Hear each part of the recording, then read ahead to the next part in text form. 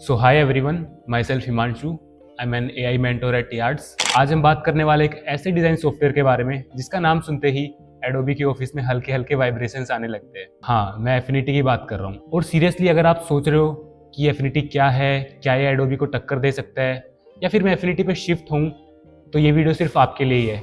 आज हम एफिनिटी की हिस्ट्री देखेंगे, इसके कुछ फीचर्स देखेंगे, कुछ हिडन चीजें भी देखेंगे और एंड में एक कूल सा पोस्टर भी बनाएंगे। सो बिना कुछ टाइम वेस्ट किए लेट्स जंप राइट इन।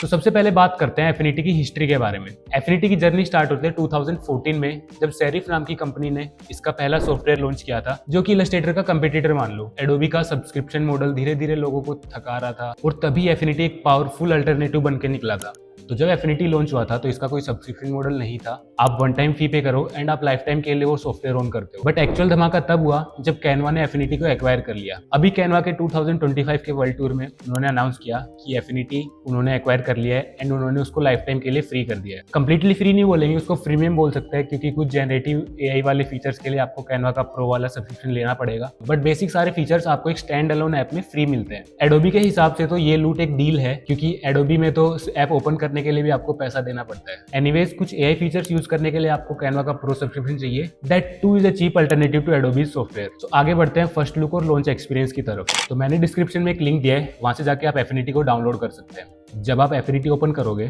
तो सबसे पहले आपको ये वाली विंडो मिलेगी। यहाँ पे आप अपने रिसेंट फेवरेट्स, अपने टेम्पलेट्स वो सब ब्राउज कर सकते हो।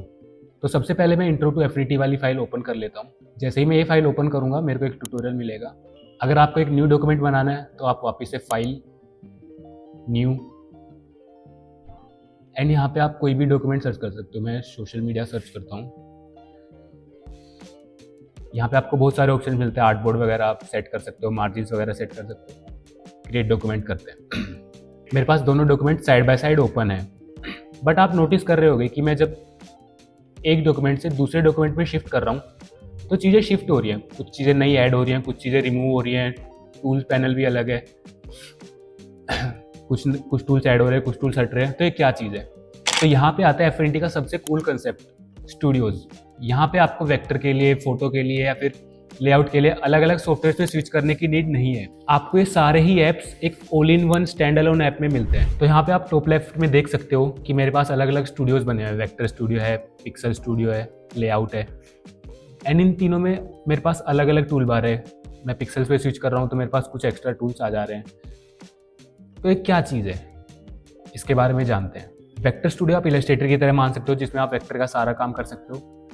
पिक्सल स्टूडियो आप फोटोशॉप की तरह मान सकते हो, जिसमें फोटो मैनिपुलेशन, फोटो एडिटिंग वाली सारी चीज़ें होंगी।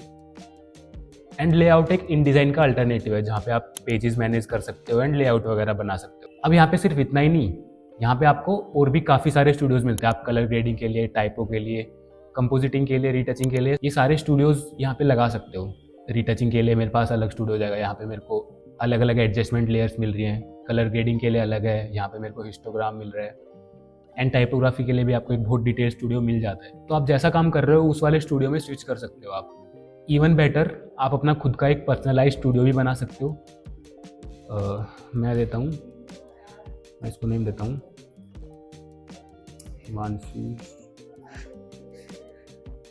स्टूडियो। कोई कलर ले लेते हैं, कैट वाला आइकन ले लेते हैं। यहाँ पे आप देख सकते हो जैसे ही मैं पिक्सल में स्विच कर रहा हूँ या फिर हिमांशु स्टूडियो में स्विच कर रहा हूँ तो कुछ चेंज नहीं हो रहा, क्योंकि मैंने अपना स्टूडियो पिक्सल स्टूडियो के बेस पे ही बनाया है। But the best part is मैं अब इसको कस्टमाइज़ कर सकता हूँ। मान लो मेरे को ये टॉप वाली टूल बार में मेरे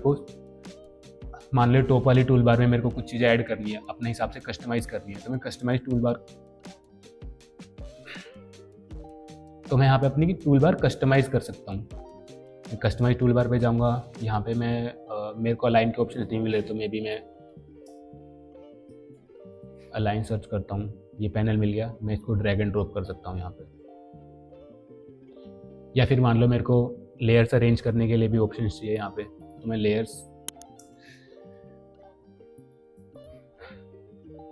मैं लेयर अरेंज करने के ऑप्शंस भी अपने टूल बार में ऐड कर सकता हूँ। ठीक है, तो मैं यहाँ पे अपनी टूल बार में एक्स्ट्रा टूल्स भी ऐड कर सकता हूँ। कुछ टूल्स मेरे को रिमूव करने हैं। मान लो मैं क्लोम स्टैम्प टूल यूज़ नहीं करता, मैं इसको बाहर ड्रॉप कर दूंगा। तो मान लो मेरे पास अगर रीटचिंग का बहुत ज़्यादा काम रहता है तो मैं कुछ हीलिंग टूल्स अपने तो मैं कुछ हीलिंग टूल्स अपने पैनल में ऐड कर सकता हूँ। मैं सेपरेटर्स भी ऐड कर सकता हूँ। मान लो मेरे को हीलिंग टूल सेपरेटली चाहिए तो मैंने सेपरेटर्स ऐड कर दिए।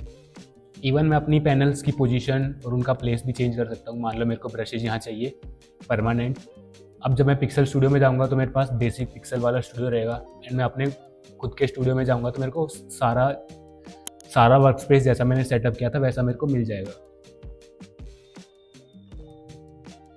तो ये भी चीज़ एफिनिटी की बेटर है कि आप पर फाइल के बेसिस पे आप अपना वर्क स्पेस, अपना स्टूडियो कस्टमाइज़ कर सकते हैं, एंड बिना ऐप स्विच किए मल्टीपल स्टूडियोज़ में जा सकते हैं। है ना ये कूल चीज़ कि आपको अलग अलग ऐप में स्विच करने की नीड नहीं है। आप एक ही ऐप में वेक्टर, पिक्सल या फिर लेआउट का सारा काम एक साथ कर सकते हो। एडोबी होता तो बोलता 3 काम 3 ऐप्स, तीनों अलग अलग चलाओ, और लैपटॉप के फ़ैन तो फुल स्पीड में ही चलेंगे। एनीवेज आगे बढ़ते हैं। यहाँ पे हमको मल्टीपल आर्टबोर्ड्स का भी ऑप्शन मिलता है। अगर मैं आर्टबोर्ड टूल सेलेक्ट करता हूँ तो ये है हमारा ब्लैंक कैनवास। इस पे मैं अपना डिज़ाइन बना सकता हूँ। यहाँ पे है आर्टबोर्ड टूल।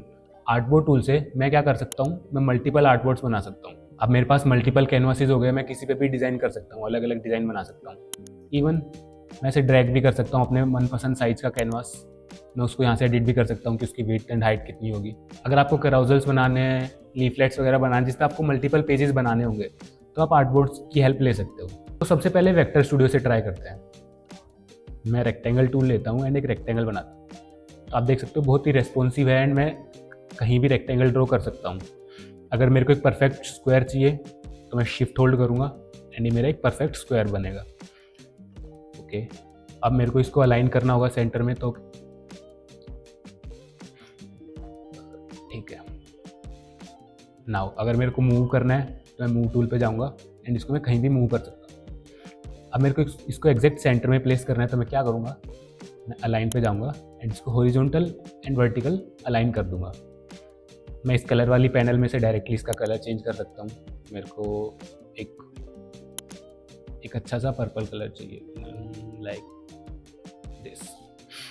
ओके, सो यहाँ से मैं कलर्स भी चेंज कर सकता हूँ।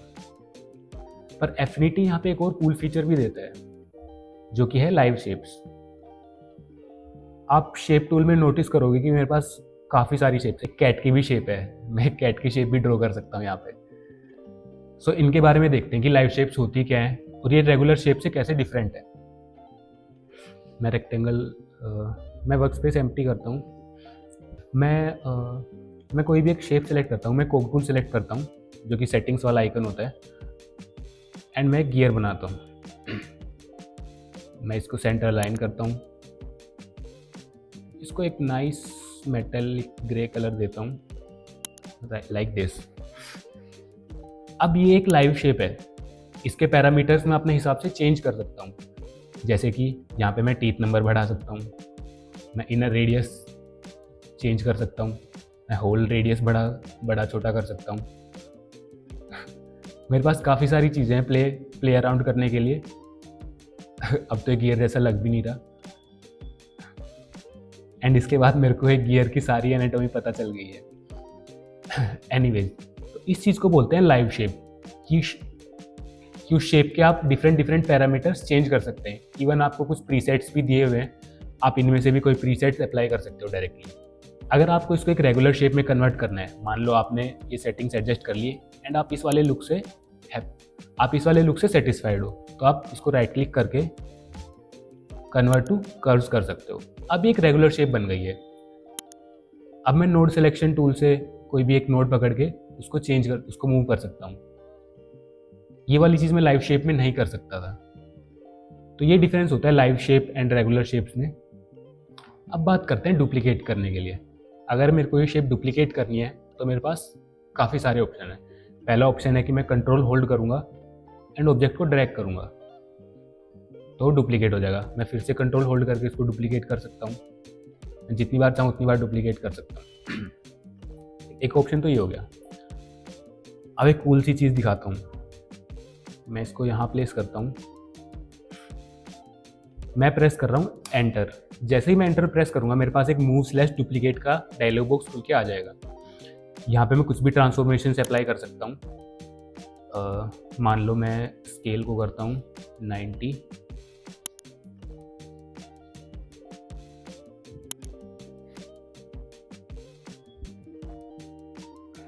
हॉरिजॉन्टल डिस्टेंस को करता हूँ 180 एंड वर्टिकल डिस्टेंस को भी करता हूँ 180। अब एंटर प्रेस करने की जगह मैं यहाँ पे डुप्लीकेट वाला ऑप्शन प्रेस करूँगा एंड नंबर ऑफ कॉपीज को 1 से बढ़ा के 3, 4, 5 कर देते हैं, स्केल और छोटा करते हैं। Let's try 75। ओके, तो यहाँ पे आप देख सकते हो मेरी शेप मल्टीपल टाइम डुप्लीकेट हो गई है सेम ट्रांसफॉर्म अप्लाई होते होते। तो ये वाली चीज़ भी आप फोटोशॉप में नहीं कर सकते हो। काफ़ी कूल चीज़ है एंड काफ़ी जगह पे आप इसका यूज़ कर सकते हो। आप सभी को पता होगा इलस्ट्रेटर में एक इमेज ट्रेस करने का ऑप्शन है। सिमिलर ऑप्शन आपको एफिनिटी में भी मिलता है। मैं यहाँ पे एक इमेज इंपोर्ट करता हूँ। मैंने एक इमेज इंपोर्ट कर दी यहाँ पे। अब मेरे को इस इमेज को ट्रेस करना है। मेरे को फिलहाल ये एक रास्टर फाइल आप देख सकते हो, मेरे को पिक्सल शो हो रहे हैं। मेरे को इसको एक वेक्टर फाइल में कन्वर्ट करना है।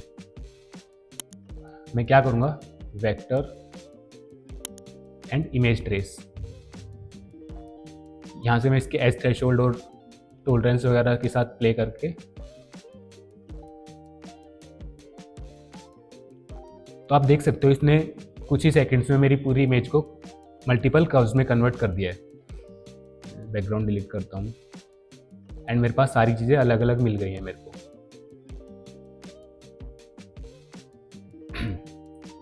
एंड मेरे पास ये सारी वेक्टर शेप्स आ गई हैं।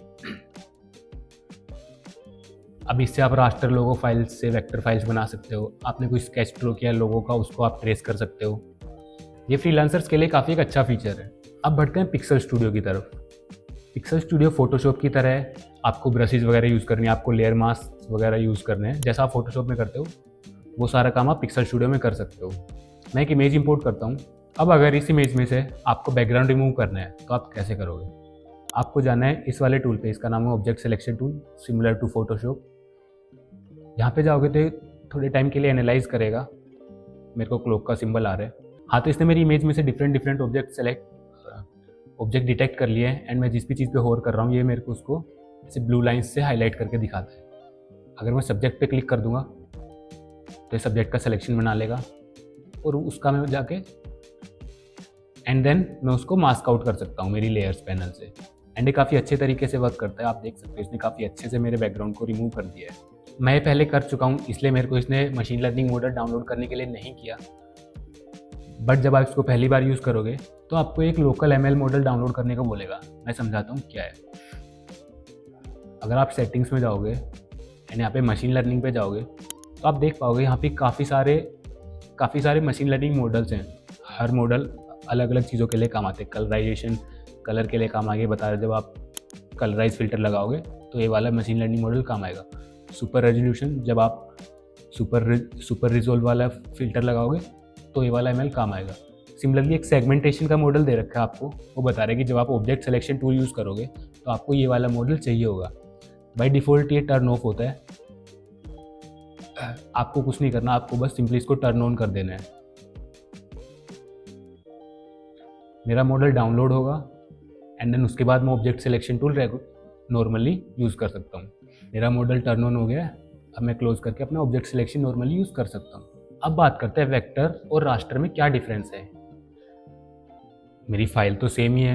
मैं वेक्टर स्टूडियो में स्विच कर रहा हूँ, मैं पिक्सल स्टूडियो में स्विच कर रहा हूँ, मेरे को कुछ डिफरेंस तो दिख नहीं रहा। तो मैं बताता हूँ। अभी कुछ देर पहले मैं Ctrl+G करता हूँ, मैंने कुछ शेप्स बनाई थी, है ना। अब जब मैं अभी वेक्टर शेप्स है क्योंकि मैंने इमेज ट्रेस किया था इनको। अब मैं जूम करता हूँ तो आप देख रहे होगे कि मेरे को इसमें भी पिक्सल दिख रहे हैं। भले ये वेक्टर शेप है बट इसमें मेरे को पिक्सल शो हो रहे हैं। तो ये चीज़ होती है पिक्सल स्टूडियो में। तो ये है मेरी रास्टर फाइल। ये मेरे को प्रॉपर आउटपुट दिखा रहा है कि मैं जब इसको एक इमेज में एक्सपोर्ट करूँगा तो मेरे को कैसा आउटपुट मिलेगा। यहाँ टॉप पे आप देख सकते हो आपको 2 ऑप्शंस मिल रहे हैं। एक आपका पिक्सल व्यू मोड, एक आपका वेक्टर व्यू मोड। जैसे ही मैं वेक्टर व्यू मोड में स्विच करता हूँ तो आप देख रहे होगे कि अब मेरे को पिक्सलेशन नहीं शो हो रहा। अब मेरे को प्रॉपर वेक्टर पाथ शो हो रहे हैं। आप एक ही डॉक्यूमेंट में वेक्टर से रास्टर फाइल में स्विच कर सकते हैं। काफ़ी अच्छा प्लस पॉइंट है, फोटोशॉप में ये नहीं होता है। अब जब मैं इसको पिक्सल पे कर रहा हूँ तो बस मेरे को एक प्रीव्यू शो कर रहा है, ऐसा नहीं है मेरी वेक्टर फाइल रास्टर में कन्वर्ट हो गई है। वो फाइल अभी भी वेक्टर ही है, बट बस ये मेरे को एक प्रीव्यू शो कर रहा है कि जब मैं इस चीज़ को एक्सपोर्ट करूँगा इमेज में तो ये ऐसा एक्सपोर्ट होगा। मैं वापस से जब इसको वेक्टर प्रीव्यू पे करूँगा तो वापस से वेक्टर बन जाएगा। Okay, now let's talk about typography. Affinity में टाइपोग्राफी टूल थोड़ा सा डिफरेंट मिलेगा आपको। मैं बोलूँगा कि फोटोशॉप से बेटर है। अब इसमें आपको 2 टूल मिलते हैं अलग से। यहाँ पे आपको टाइपोग्राफी के लिए 2 टूल मिलते हैं, एक है आर्टिस्टिक टेक्स्ट टूल, दूसरा है फ्रेम टेक्स्ट टूल। देखते हैं। आर्टिस्टिक टेक्स्ट टूल नॉर्मल आप सिंपली क्लिक कर सकते हो एंड टाइपिंग शुरू कर सकते हो, सिमिलर टू फोटोशॉप। इसकी एक और ख़ास बात है कि आप इसको बनाते टाइम आप इसका साइज सेट कर सकते हो। कैसे? आपको सिर्फ सिंपली क्लिक नहीं करना है, आपको क्लिक एंड ड्रैग करना है। अब आपको एक लेटर ए का प्रीव्यू दिखाएगा कि आप जो टाइप करने वाले हो उसका साइज़ कितना होगा। तो आप अपने डिज़ाइन के अकॉर्डिंग पहले ही अपना साइज सेट करके टाइपोग्राफी कर सकते हो। मान लो यहाँ पे बड़ा मेरे को यार्ड्स लिखना है तो मैं वो भी लिख सकता हूँ। फोटोशॉप में मेरे को मैनुअली छोटा टेक्स्ट लिखना पड़ता, फिर मैं उसको सेलेक्ट करता, उसका साइज़ इंक्रीज़ करता। बट इस वाले टूल की हेल्प से आप सिंपली सिंगल क्लिक में किसी भी साइज़ में अपना टेक्स्ट लिख सकते हो। यहाँ पे मैं लिख देता हूँ हाय। तो ये चीज़ काफ़ी सही लगी मेरे को। दूसरा टूल हमको मिलता है फ्रेम टेक्स्ट टूल। मैं क्या कर सकता हूँ, मैं ऐसे टेक्स्ट बॉक्स बना सकता हूँ। इसमें कुछ भी टाइप करूँगा तो मेरा वो टेक्स्ट उसी हिसाब से रैप हो जाएगा। अभी मेरे को लिखना ना पड़े तो मैं क्या करता हूँ, मैं राइट क्लिक करके इंसर्ट फिलर टेक्स्ट कर देता हूँ। ये मेरे टेक्स्ट बॉक्स एंड साइज़ के हिसाब से अपने आप मेरे टेक्स्ट को फिल कर देगा। इवन मैं इसका साइज चेंज कर रहा हूँ तो भी मेरा टेक्स्ट अपने आप ऑटो एडजस्ट हो जा रहा है। किसी बुक के डिज़ाइन के लिए काम कर रहा हूँ तो मैं इस वाले टूल की हेल्प ले सकता हूँ। मैं ऐसे मल्टीपल 2 सेक्शंस बना देता हूँ। ये मेरे बुक का पेज डिज़ाइन हो गया है। लोगो एंड एडिटोरियल डिज़ाइनर्स के लिए काफ़ी सही टूल है। एंड जैसा कि मैंने पहले बताया था, मेरे को एक टाइपोग्राफी के लिए अलग से स्टूडियो भी मिलता है। अगर मैं स्टूडियो को ऑन कर देता हूँ एंड टाइपोग्राफी वाले स्टूडियो में जाता हूँ तो मेरे पास सारे टेक्स्ट के ऑप्शन, कैरेक्टर के ऑप्शन, बुलेट्स के ऑप्शन सब कुछ शो होता है। मैं यहाँ पे लिगेचर्स वगैरह भी चेंज कर सकता हूँ, मैं ग्लिफ वगैरह भी ऐड कर सकता हूँ यहाँ से। एंड मेरे को काफ़ी डिटेल व्यू मिलता है। तो जो लोग एडिटोरियल डिज़ाइन करते हैं उनके लिए तो एक ड्रीम टूल की तरह है। अब एक और कमाल की चीज़ दिखाता हूँ। तो मैं एफिनिटी में ऐसे ही प्ले अराउंड कर रहा था, कुछ नई चीज़ें ट्राई कर रहा था। तो मैंने एक चीज़ नोटिस की कि जैसे जैसे मैं इसको मूव कर रहा हूँ तो आप देख रहे होंगे कि ये ग्लिच वाला इफेक्ट भी मूव हो रहा है टेक्स्ट के साथ साथ। जैसे मैं टेक्स्ट को मूव कर रहा हूँ ये ग्लिच वाला इफेक्ट मूव हो रहा है। सिमिलर चीज़ आप यहाँ भी नोटिस कर सकते हो। जैसे जैसे मैं इसको मूव कर रहा हूँ मेरा पिक्सेलेट वाला इफेक्ट चेंज हो रहा है, मेरी पोजीशन पे डिपेंड कर रहा है। इस चीज़ को बोलते हैं लाइव फिल्टर्स एंड ये काफ़ी रेस्पॉन्सिव भी है। तो लाइव फिल्टर्स को आप एक तरह से नॉन डिस्ट्रक्टिव फिल्टर्स मान सकते हो कि आपकी इमेज एकदम इंटैक्ट रहती है। आप जिस भी चीज़ पे फिल्टर अप्लाई कर रहे हो वो वैसी की वैसी है एंड उसके ऊपर एक अलग लेयर में फिल्टर अप्लाई हो रहा है अलग से। जैसा कि ये देख सकते हो, ये गेम ओवर वाली लेयर में मेरे पास गेम ओवर वाली लेयर सेपरेट है एंड मेरा जो पिक्सेलेट वाला इफेक्ट है सेपरेट है। मैं इसको टर्न ऑफ भी कर दूंगा। जैसा कि आप यहाँ देख सकते हो मेरे पास ये गेम ओवर वाली लेयर है एंड इसमें मैंने ग्लिच वाला इफेक्ट अप्लाई किया हुआ है। मैं एक ग्लिच वाला इफेक्ट अगर बंद कर दूं तो मेरे पास मेरा टेक्स्ट इंटैक्ट है। इस चीज़ को बोलते हैं लाइव फिल्टर्स एंड इसमें बहुत सारे लाइव फिल्टर्स हैं। तो मैं फिल्टर्स के साथ ऐसे प्ले अराउंड कर रहा था और ये जो सारे आप टेक्स्ट इफेक्ट देख रहे हो ये सब मैंने फिल्टर से अप्लाई किए हैं। आप लेयर्स पैनल में आपको ये जो सैंड ग्लास वाला आइकन दिख रहा है, यहाँ से आप सारे फिल्टर्स देख सकते हो। काफ़ी सारे ब्लर के फीचर्स हैं, काफ़ी सारे डिस्टोर्ट के हैं एंड बहुत सारे फीचर्स। आप प्ले अराउंड करोगे तो आपको भी मज़ा आएगा। यहाँ पे मैं लाइव शेप ड्रॉ करता हूँ। मान लो मैं हर्ट टूल से एक शेप ड्रॉ की मैंने मैं इसको अलाइन करता हूँ एंड मान लो मैं इसमें एक ग्लिच वाला फिल्टर अप्लाई करते हैं। मैं ग्लिच में गया, यहाँ पे आपको काफ़ी सारे टाइप के ग्लिच मिलते हैं। वेव्स ट्राई कर लेते हैं मे बी। जैसे मैं स्ट्रेंथ इंक्रीज़ कर रहा हूँ तो यहाँ पे आपको बहुत सारे टाइप के ग्लिचेस मिलते हैं। मैं स्क्रैम्बल ले लेता हूँ एंड मैं जैसे जैसे इसकी स्ट्रेंथ इंक्रीज़ कर रहा हूँ ये फजी होता जा रहा है। ठीक है, इसको क्लोज कर देता हूँ। अब ये भी एक लाइव फिल्टर की तरह अप्लाई हुआ है। आप देख सकते हो यहाँ पे मेरी हार्ट शेप इंटैक्ट है एंड उसके ऊपर अलग से एक ग्लिच इफेक्ट लगा हुआ है। And the best part is ये बहुत ही रेस्पॉन्सिव है। ये इतना लैग नहीं करेगा जितना फोटोशॉप लैग करता है। काफ़ी जल्दी रियल टाइम में अप्लाई होता है। आप चीज़ों को मूव करते हो, आपको कहीं भी लैग फील नहीं होगा। काफ़ी रेस्पॉन्सिव है सब कुछ। अब बात करते हैं एआई फीचर्स की। तो आप देख सकते हो यहाँ पे कैनवा एआई का भी मेरे को एक स्टूडियो मिलता है। मैं इसको इनेबल करता हूँ एंड कैनवा एआई के स्टूडियो में जाता हूँ। यहाँ पे आप देख सकते हो कि आपको जनरेट इमेज करने के लिए, इमेज जनरेट के लिए पैनल मिला हुआ है। यहाँ पे आप प्रॉम्प्ट लिख के कुछ भी जनरेट करा सकते हैं। बट इसके लिए तो कैनवा एआई यूज़ करने से पहले एक चीज़ समझते हैं। एफिनिटी में 2 टाइप के एआई मॉडल्स होते हैं। एक लोकल मॉडल्स होते हैं जो आप सिस्टम पे डाउनलोड कर सकते हो एंड उनको लोकली रन कर सकते हो, आपको वो यूज़ करने के लिए नेट से कनेक्ट होने की भी नीड नहीं है।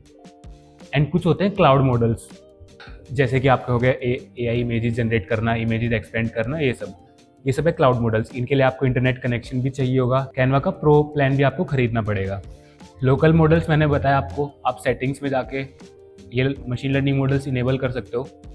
बट जो क्लाउड मॉडल्स होंगे, but for the scope of this video हम सिर्फ फ्री टूल्स के बारे में डिस्कस करेंगे। The next good thing about it is it's layout. मैं लेआउट स्टूडियो में जाता हूँ। अब आप यहाँ देख सकते हो मैंने जितने भी आर्ट बोर्ड्स बनाए थे वो सब मेरे को एज ए पेज की फॉर्म में दिख रहे हैं यहाँ पे। तो अगर आप कोई ब्रांडिंग कर रहे हो, कोई डिज़ाइन सिस्टम बना रहे हो, कोई आपको पिच डेक वगैरह रेडी करने हैं, तो आप लेआउट की हेल्प ले सकते हो। आपको कुछ प्रेजेंटेशन डिज़ाइन करनी है तो आप लेआउट की हेल्प ले सकते हो। यहाँ पे आपको आपके सारे आर्टबोर्ड्स आपको शो हो जाएंगे। वन मोर थिंग इज़, आप इसमें ग्रिड लेआउट सेटअप कर सकते हो। कैसे? आपको जाना है व्यू पे, गाइड्स, एंड यहाँ पे आप अपने हिसाब से एक गाइड लेआउट सेट कर सकते हो। मेरे को मल्टीपल कॉलम्स चाहिए, मेरे को मल्टीपल रोज चाहिए। गटर वैल्यू आप डिक्रीज कर सकते हो, आप कॉलम्स ऐड कर सकते हो, आप मल्टीपल रोज ऐड कर सकते हो। एंड अगर आपको ये लाइन लुक पसंद नहीं है तो आप एक फील्ड व्यू भी यूज़ कर सकते हो। यहाँ से मैं कोई एक सिंपल सा कलर ले लेता हूँ जो मेरे को अच्छे से विजिबल हो जाएगा, इतना। यहाँ पे आपको बॉक्सेस बने आ जाएंगे, आप उन बॉक्सेस के हिसाब से अपना ग्रिड सेटअप कर सकते हो। गटर वैल्यू मैं थोड़ी डिक्रीज कर देता हूँ। एंड ऐसे मेरे पास एक क्लियर ग्रिड लेआउट सेट हो गया है। अब मेरे को कुछ टाइपोग्राफी करनी है तो मैं इसके अकॉर्डिंग टाइपोग्राफी कर सकता हूँ। Simple and easy.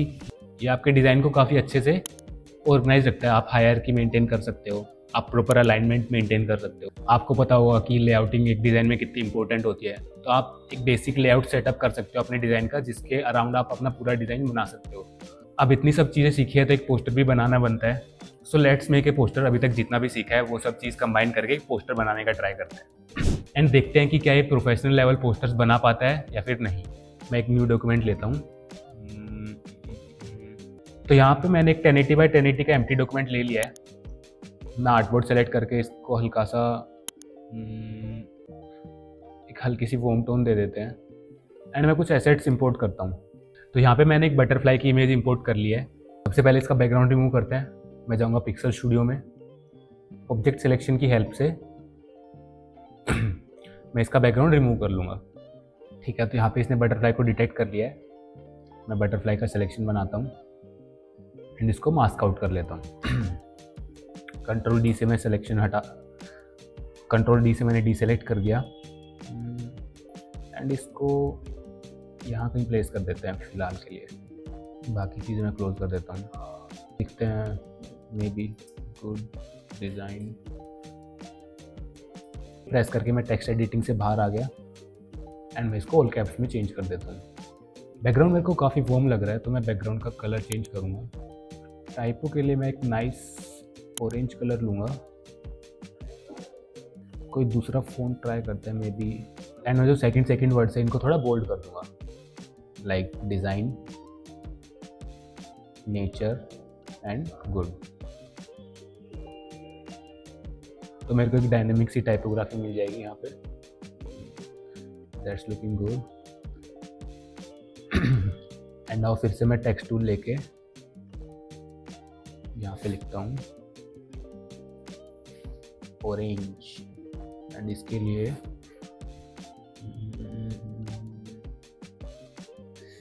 ये वाला फ़ॉन्ट ट्राई करते हैं, ऑरेंज। एंड मैं कमांड होल्ड करके इसको डुप्लीकेट कर सकता हूँ। यहाँ पे मैं लिखता हूँ बटरफ्लाई। मैं यार ठीक है, यहाँ लिखते हैं बटरफ्लाई। ठीक है,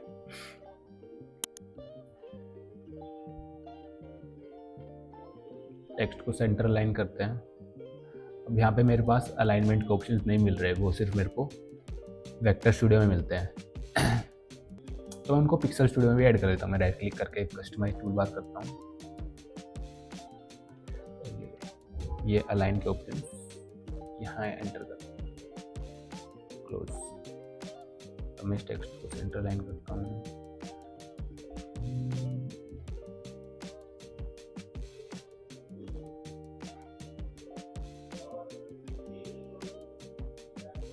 इस वाली टाइपोग्राफी को थोड़ा और इम्प्रूव करते हैं। मैं ऑरेंज वाली लेयर को ऊपर लेके आता हूँ, एंड क्योंकि दोनों ऑरेंज कलर की एंड दोनों ओवरलैप कर रही हैं तो काफ़ी केओटिक हो रहा है यहाँ पे, उसको फिक्स करते हैं। मैं ऑरेंज वाली लेयर में बैकग्राउंड कलर की ही एक स्ट्रोक ऐड करता हूँ। मैं लेयर इफेक्ट्स में जाता हूँ, ये भी सिमिलर फोटोशॉप की तरह ही है पूरा। आउटलाइन बनाता हूँ, एक कलर में पिक करता हूँ,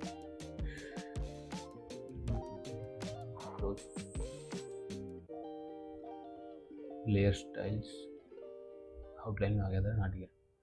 कलर में जाता हूँ, कलर पिक करता हूँ, रेडियस इंक्रीज करता हूँ।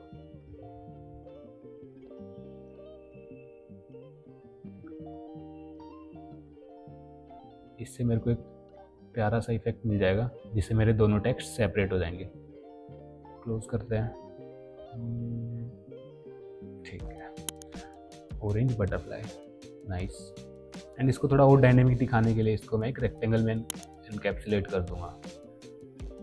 मैं रेक्टेंगल टूल पे आता हूँ, एक रेक्टेंगल ड्रॉ कर, इसमें मैं सेम ही ऑरेंज कलर फिल करता हूँ, इसको उसके नीचे रखता हूँ, टेक्स्ट का कलर वाइट करता हूँ, एंड दोनों को सेलेक्ट करके हॉरिजॉन्टल एंड वर्टिकल अलाइन कर देता हूँ।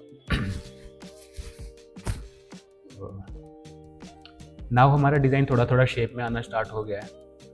मैं इस पूरे को थोड़ा ऊपर शिफ्ट करता हूँ एंड नीचे एक प्यारी सी लाइन लिखता हूँ। मैं इसको फिर से डुप्लीकेट करता हूँ यहाँ पे, made with love in affinity, ठीक है। इसको सेंटर लाइन करते हैं एंड फिर से मैं हर टूल की हेल्प से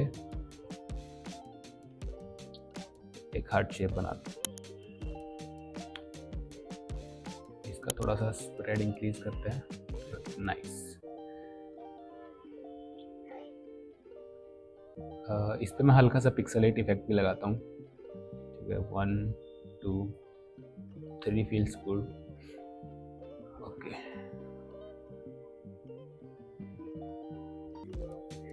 ऑलराइट, दिस फील्स गुड, अच्छा लग रहा है ये। यहाँ तक ओवरऑल डिज़ाइन काफ़ी अच्छा लग रहा है, बट मैं इसमें एक और कुछ रियलिस्टिक एलिमेंट ऐड करना चाह रहा हूँ। मैं इसमें लाइटिंग ऐड करता हूँ। अभी का डिज़ाइन काफ़ी अच्छा लग रहा है, बट ये बहुत फ्लैट है, ना कुछ ग्रेडियंट्स है, ना कुछ लाइटिंग वगैरह है। तो मैं एक लाइटिंग ऐड करता हूँ जिससे इसमें डेप्थ क्रिएट होगी एंड रियलिज्म आएगा। ओके, मैं पेन टूल से एक रैंडम शेप बनाता हूँ।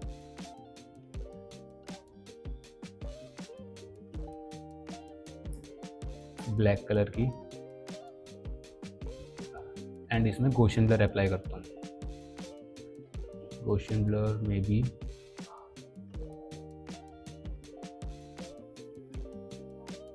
इसकी ओपेसिटी कम करते हैं, मे बी 50, एंड इसका ब्लेंड मोड मल्टीप्लाई पे कर देते हैं। अब मेरे पोस्टर में एक धीरे धीरे थोड़ा सा रियलिस्टिक लुक आना स्टार्ट है। यहाँ पे मेरे पोस्टर पे शैडो आ रही है, एंड बटरफ्लाई की भी शैडो बनाते हैं।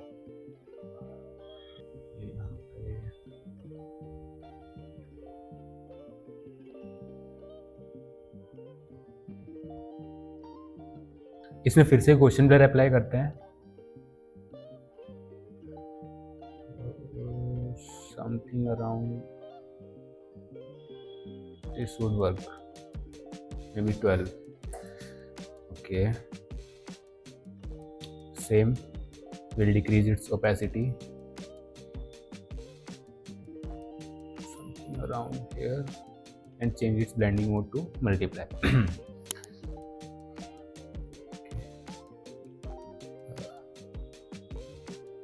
I'll move it a bit here.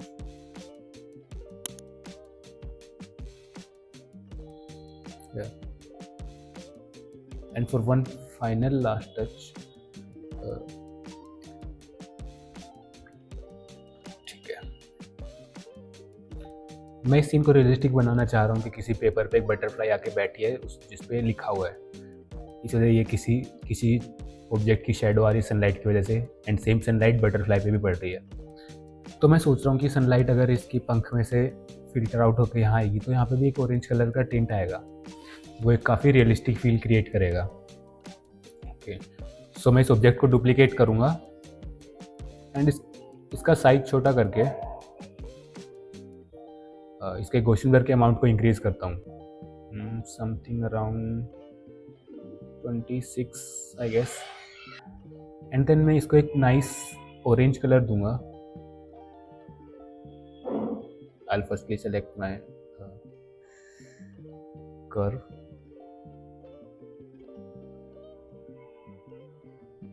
and then instead of this black color I'll give it a bright orange color.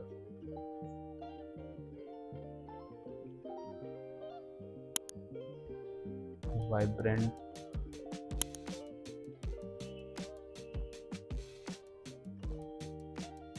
okay, something like this. Okay, it's looking good.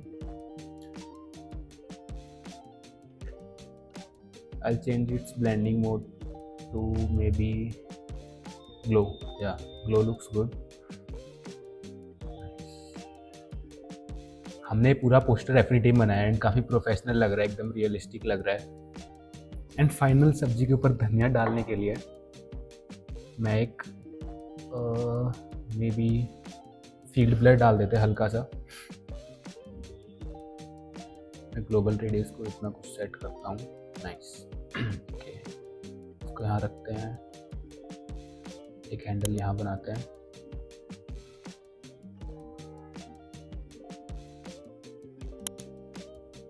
Right here,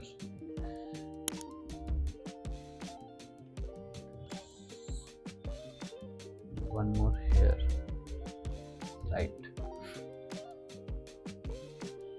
blurring the wings a bit, मैं इसके wings को हल्का सा blur कर रहा हूँ जिससे और थोड़ी सी डेप्थ क्रिएट होगी, नाइस।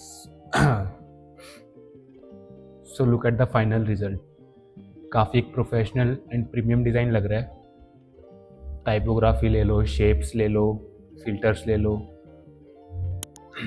लाइटिंग, शेडो, सब कुछ टॉप नॉच, एकदम प्रोफेशनल सॉफ्टवेयर की तरह इसने एक डिज़ाइन बनाया है। देखो, नया नया अभी कैनवा ने फ्री किया है इसको, तो इसको थोड़ा टाइम लगेगा ऑडियंस तक पहुंचने में।